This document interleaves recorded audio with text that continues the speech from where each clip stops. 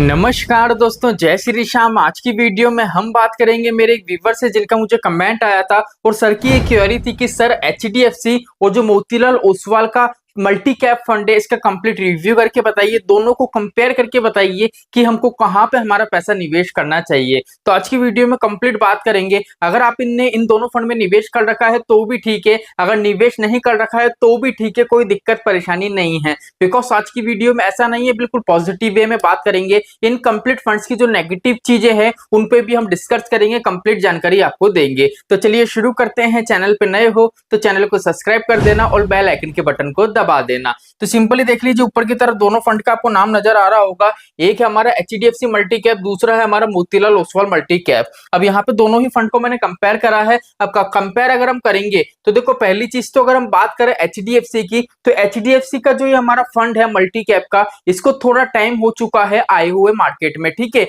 लेकिन अगर हम बात करें मोतीलाल की, अभी ये भी बताऊंगा कब ये लॉन्च हुआ था। अगर मोतीलाल की बात करें तो इसको सिर्फ कुछ महीने हुए हैं अभी लॉन्च हुए। अब यहाँ पे देखो, अगर हम बेंचमार्क की बात करें तो दोनों ही हमारे जो फंड होंगे उनका जो बेंचमार्क रहेगा बिल्कुल सिमिलर रहेगा। लेकिन रिटर्न आप देखोगे तो रिटर्न में रात और दिन का आपको डिफरेंस देखने को मिलेगा। बेंचमार्क के Nifty 500 multi cap 50-25-25 total return index. अब 50-25-25 का मतलब यह है कि यहाँ पे क्या होगी, जो असेट्स एलोकेशन होगी, जो 50% पार्ट होगा वो लार्ज कैप में लगेगा, जो 25% पार्ट होगा वो मिड कैप में लगेगा, और जो 25% पार्ट है वो आपका स्मॉल कैप में लगेगा। तो इस तरीके से यहाँ पे देख लीजिए, जो असेट्स एलोकेशन है आपको बताई गई है। लेकिन इन दोनों ही फंड की जब हम असेट्स एलोकेशन देखेंगे तो आपको बहुत ज्यादा चेंजेस वहां पे नजर आएंगे। अब असेट्स एलोकेशन की बात करें तो देखो, लार्ज कैप में यहाँ पे अगर हम एचडीएफसी की बात करें तो लार्ज कैप में कितना लगना चाहिए, 50% पैसा लगना चाहिए, लेकिन यहाँ पे कितना लग रहा है, 43.5%।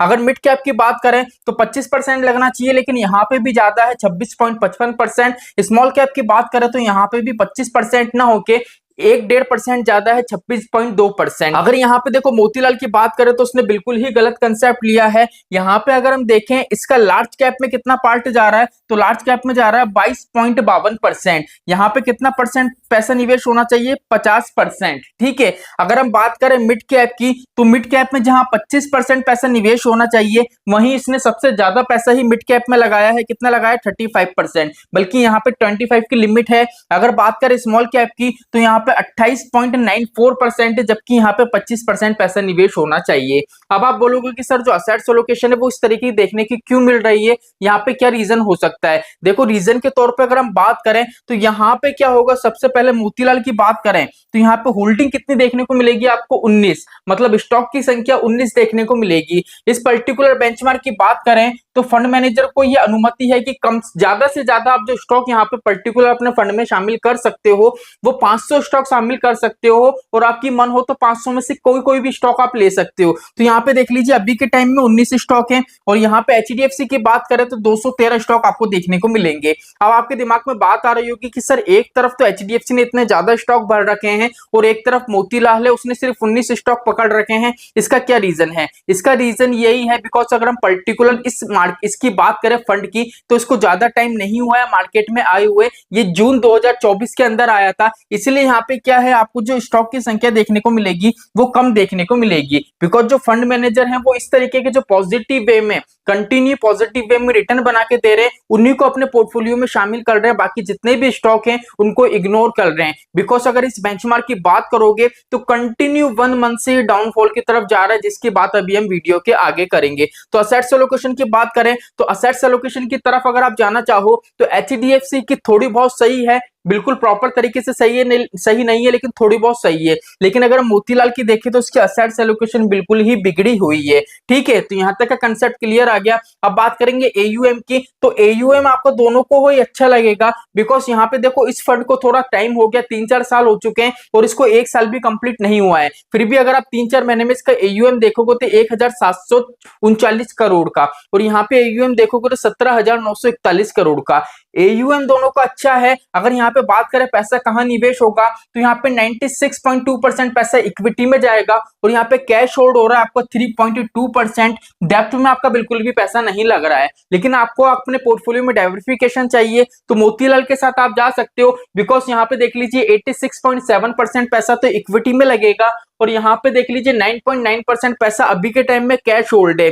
और यहाँ पे मैं आपको बता दूं अभी के टाइम में जो मार्केट में करेक्शन हमको देखने को मिला है, ऑलमोस्ट अगर हम निफ्टी की बात करें तो 7% से ज्यादा का करेक्शन है। ठीक है, तो इस करेक्शन के अंदर अगर फंड मैनेजर के पास इतना कैश है तो काफी बेटर चीज है, जिससे क्या होगा, फंड मैनेजर अच्छे अच्छे स्टॉक उसको पिक करेगा मार्केट क्रैश के टाइम में। अब नॉर्मल सी बात है, अगर मार्केट 7% से डाउन है, अब मान लीजिए आपने जिस दिन मार्केट क्रैश था उस दिन निवेश नहीं करा, मान लीजिए आप आज के दिन पैसा निवेश करते हो, अभी भी मार्केट डाउनफॉल में है, मान लीजिए मार्केट 1-2% ऊपर आ गया, फिर भी अगर आप यहाँ पे निवेश करोगे तो ऑलरेडी मार्केट की जो अप वैल्यू थी वहां से नीचे वैल्यू पे आप निवेश कर रहे हो। तो नॉर्मल सी बात है, जब मार्केट ऊपर की तरफ जाएगा तो जो डिफरेंस था इसका बेनिफिट आपको मिलेगा, और मार्केट जैसे ही ऊपर जाएगा उसका बेनिफिट तो आपको मिलना ही है। तो यहाँ तक का कंसेप्ट क्लियर आ गया। अगर बात करें डेप्थ की, तो यहाँ पे भी डेप्थ में पैसा निवेश हो रहा है 3.3%। अगर आपको डाइवर्सिफिकेशन चाहिए आपके पोर्टफोलियो में कि इक्विटी के अलावा भी मेरा पैसा अलग अलग एसेट्स क्लास में निवेश हो, तो सिंपली आप मोतीलाल ओसवाल के साथ जा सकते हो। चलिए चलते नेक्स्ट स्लाइड के ऊपर,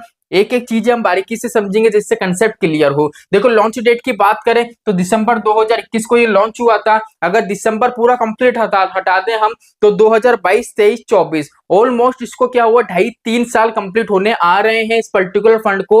और यहाँ पे इस फंड की बात करें मोतीलाल की, तो ये जून 2024 में क्या हुआ था, लॉन्च हुआ था। अब यहाँ पे देखो अगर हम इसका ऑल टाइम का रिटर्न देखें, मतलब दिसंबर 2021 से अभी तक का रिटर्न देखें, तो यहाँ पे रिटर्न आपको देखने को मिलेगा 25.5% का।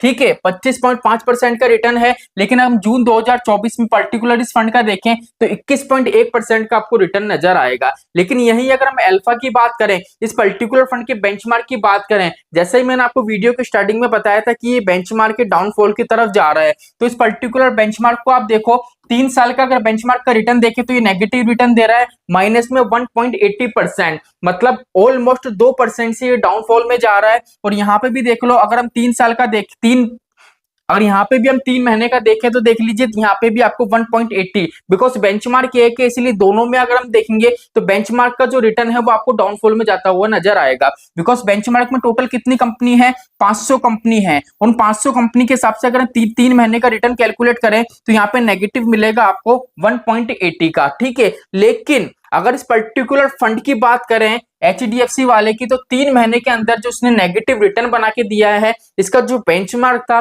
बेंचमार्क से भी ज्यादा इसने नेगेटिव रिटर्न आपको बना के दिया है। कितना नेगेटिव बना के दिया है, 2.03%। लेकिन यही अगर हम बात करते हैं मोतीलाल ओसवाल की, तो उसने पॉजिटिव रिटर्न बना के दिया है हमको 11.39%। अब आपके दिमाग में आ रहा होगा कि सर दोनों का बेंचमार्क सिमिलर है, एक तरफ ये हमको 2% नेगेटिव रिटर्न दे रहा है और 1% ये 11% हमको पॉजिटिव रिटर्न बना के दे रहा है, तो ये फंड अच्छा होगा। तो देखो पहली चीज तो क्या है, हर चीज हमको सोचने पड़ती है। ये फंड को ज्यादा टाइम नहीं हुआ है, ये फंड अभी हाल ही में आया है, इसलिए फंड मैनेजर क्या कर रहा है, मार्केट का एनालिसिस कर रहा है, उसको कंटिन्यू लग रहा है कि 6 महीने 1 साल में जो स्टॉक अच्छा खासा परफॉर्म कर रहे हैं, अच्छी खासी ग्रोथ दे रहे हैं, वही स्टॉक को पोर्टफोलियो में शामिल कर रहा है। इसलिए यहाँ पे 19 स्टॉक आपको देखने को मिलेंगे, और जो 19 स्टॉक है ना, वो इसलिए पॉजिटिव वे में नजर आ रहे हैं और यहाँ पे आपको अच्छा खासा रिटर्न भी शो हो रहा है। लेकिन यहाँ पे स्टॉक की संख्या देखिए तो 200 से ज्यादा स्टॉक है, बिकॉज फंड को ऑलरेडी 2 से 2.5 साल हो चुका है। और यहाँ पे ऐसा नहीं है कि जो यहाँ पे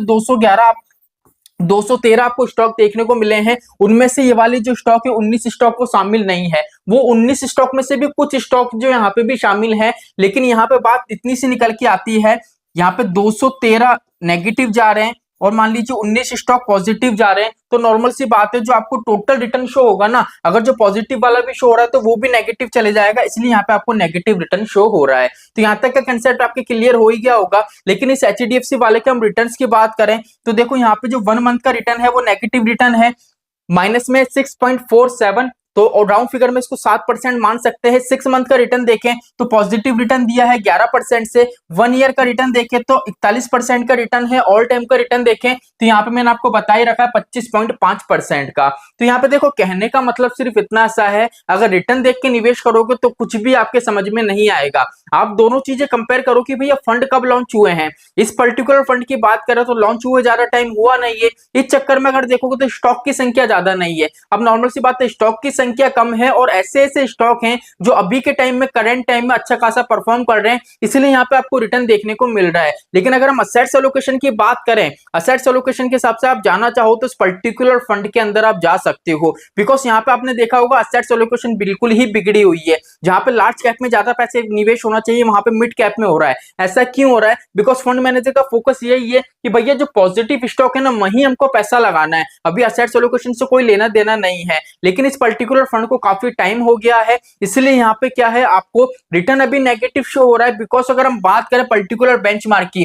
अगर बेंचमार्क की नेगेटिव रिटर्न दे रहा है तो नॉर्मल सी बात है पर्टिकुलर जो फंड है वो तो डाउनफॉल में जाएगा ही। तो यहाँ पे कंसेप्ट आपका क्लियर हो गया होगा। अब आप सोच रहे होगे कि सर दोनों में से किस फंड में निवेश करना चाहिए। देखो पहली चीज तो दोनों ही फंड नो डाउट अच्छा है अगर आप लॉन्ग टर्म के लिए निवेश करना चाहो तो। लेकिन अगर आपका शॉर्ट टर्म का भी प्लान है जैसे 1 साल 2 साल 3 साल, तो मोतीलाल में आप जाओ तो यहाँ पे बेनिफिट मिल पाएगा। बिकॉज क्या है अभी हाल ही में ये लॉन्च हुआ है तो फंड मैनेजर का काफी अच्छा यहाँ पे फोकस है, एक एक स्टॉक को काफी बारीकी से समझ के यहाँ पे पिक करा जा रहा है, इसलिए यहाँ पे ज्यादा बेनिफिट आपको देखने को मिलेगा। लेकिन अगर आपका लॉन्ग टर्म का प्लान है तो दोनों ही पर्टिकुलर फंड के साथ जा सकते हो। लेकिन यहाँ पे मैं एक बार बता दूं, जो यहाँ पे जो असेट्स एलोकेशन है बिल्कुल भी सही नहीं है। जिस दिन सेबी की यहाँ पे नजर पड़ी तो ये डाउनफॉल की तरफ जा सकता है, लेकिन ऐसा नहीं है कि दोनों फंड है अगर बेंचमार्क इनका डाउनफॉल में जा रहा है तो ये नेगेटिव रिटर्न बना के देंगे। दोनों ही फंड नो डाउट अच्छा है, आप निवेश कर सकते हो। लेकिन अभी के टाइम में बात करें मार्केट में जितना भी करेक्शन है इस पर्टिकुलर बेंचमार्क के हिसाब से बात करें